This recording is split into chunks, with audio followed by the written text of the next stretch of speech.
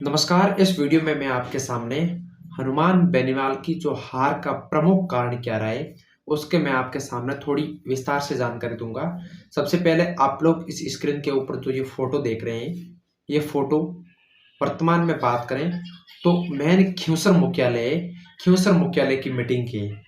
यानी खींवसर मुख्यालय के अंतर्गत जब हनुमान बेनीवाल के द्वारा जनसभा की गई थी, तो खींवसर मुख्यालय में एक एससी एसटी का सम्मेलन भी हुआ था। आप सब लोग भलीभांति जानते होंगे उसको। इसके अलावा जब खींवसर मुख्यालय पे और खींवसर मेन कार्यालय उद्घाटन के दिन हजारों की संख्या में वहां पर लोग उमड़े थे। हजारों की संख्या में लोगों की भीड़ उमड़ी थी। उस भीड़ को और उस खींवसर की जनसभा को देखकर ऐसे लग रहा था कि हनुमान बेनीवाल इस खींवसर मुख्यालय क्षेत्र से कम कई वोटों की लीड के साथ में आगे रहेंगे। लेकिन जैसे ही चुनाव हुए 13 तारीख को, आप सब लोग जानते होंगे उस दिन भली बात ही, उस दिन भी काफी अच्छा जो पॉजिटिव रिजल्ट देखने को मिल रहा था। लेकिन जैसे ही 23 नवंबर के दिन की बात करें, 23 नवंबर को जब चुनाव की मतगणना होती है, तो उस मतगणना के परिणाम के बाद जब रिजल्ट आया आखिरकार में, तो कम से कम 13,000 वोट के समथिंग हनुमान बेनीवाल हार चुके थे। यानी कि कनिका बेनीवाल जो हनुमान बेनीवाल की धर्म पत्नी है, उनको रालोपा उम्मीदवार के तहत क्योंसर और जो उपचुनाव के तहत वहां पर उम्मीदवार कैंडिडेट बनाया था।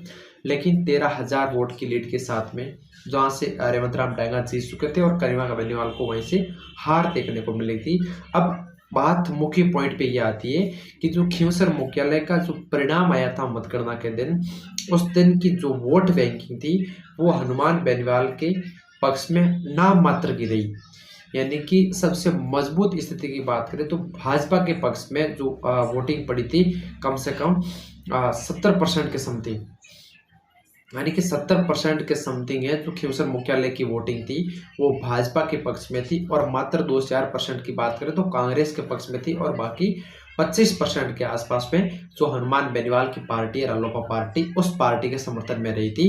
यानी कि मुख्य कारण ये रहा था कि खींवसर मुख्यालय का जो गढ़ है हनुमान बेनीवाल का, उस खींवसर मुख्यालय से हनुमान बेनीवाल बहुत पिछड़ चुके थे शुरुआती दौर में भी। और उसके बाद में हनुमान बेनीवाल इस खींवसर मुख्यालय से आगे नहीं बढ़ पाए। वहां के लोगों की भीड़ को देखकर ऐसा लग रहा था कि कई गुना ज्यादा यहाँ से लीड रहेगी बेनीवाल की। लेकिन जिस दिन परिणाम आया था उस दिन ऐसा लगा कि इसके बाद में खींवसर मुख्यालय पे नाम मात्र के वोट हनुमान बेनीवाल को मिले थे। ये हनुमान बेनीवाल की हार का प्रमुख कारण माना जाता है, खींवसर मुख्यालय के क्षेत्र जहां से वोट बैंकिंग बिल्कुल कम मिलना। और उसके बाद में जब रिजल्ट के दिन वास्तव में हकीकत बात सामने आई, उस दिन भी ऐसा लगा कि वोट बैंकिंग खींवसर मुख्यालय से सबसे कम हनुमान बेनीवाल को मिली थी। और रेवंत राम डांगा है जो भाजपा के प्रत्याशी है, उसको सबसे ज्यादा मिली, जो प्रमुख कारण भी एक माना जाता है हनुमान बेनीवाल की हार का। लेकिन कोशिश करेंगे, आगे लगातार बढ़ते रहेंगे, मेहनत करेंगे। और ऐसा माना जाता है कि अब की आने वाले 2028 में दबाकर हनुमान बेनीवाल चुनाव लड़ेंगे और 200 की 200 सीटों पर चुनाव लड़कर एक भारी जीत के साथ में हनुमान बेनीवाल आगे बढ़ पाएंगे। आप सबका बहुत बहुत धन्यवाद। वीडियो अच्छा लगा तो एक बार सभी लोगों तक शेयर जरूर करें, चैनल को सब्सक्राइब जरूर करें।